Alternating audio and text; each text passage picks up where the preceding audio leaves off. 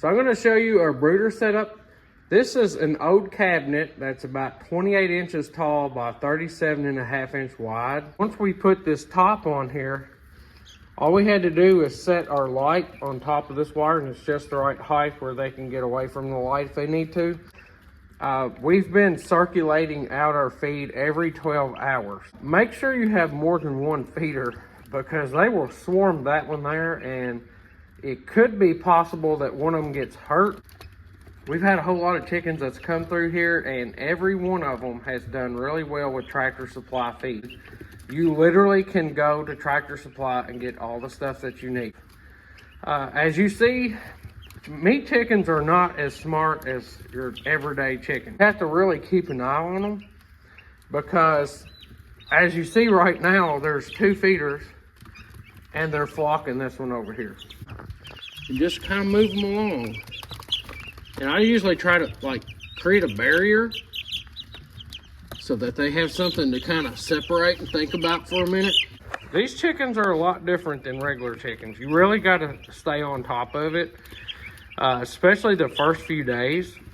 We had one to die.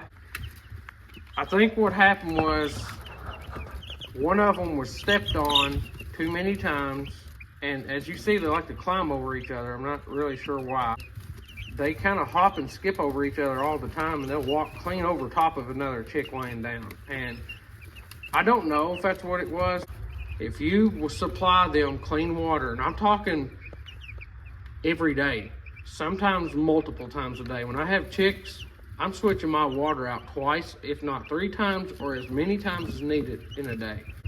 And once it gets so dirty, I'm just switching it out. I'm scrubbing it also with some kind of brush on the inside and out.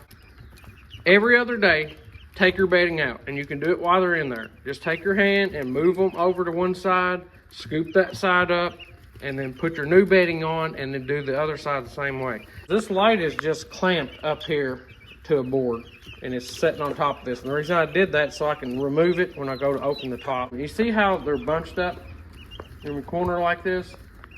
This is why it's very important to watch them for the first several days, because they're going to smother each other. So if you notice that they're doing this all together in one unit, you might want to turn the light off for a few minutes and let them spread out. And like this one here, he's over here sitting on top of the feeder. Clean water, clean food, and quality food will get your chickens through more problems in the future than about anything you can do for them.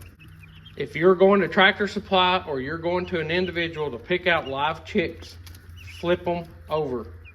If the vent is dirty, pick another chick. Because what's happening is that chick is already starting to develop issues called pasty butt. Now, once you have them in your possession and they start to get pasty butt, get on top of it. Tractor Supply will not allow you to go in there and pick your chicks out, but they will allow you to look at them as they're boxing them. You got to tell them, because a lot of times they just want to go in there and pick them up, set them in a box, send them on their way. Make them flip it over and make them check the species that you think that they're supposed to be, because sometimes you'll have mixed birds in there. On these meat chickens, so far, we've gotten lucky. Ever since we've had them since day one, they haven't had pasty butt. They've had a dry environment.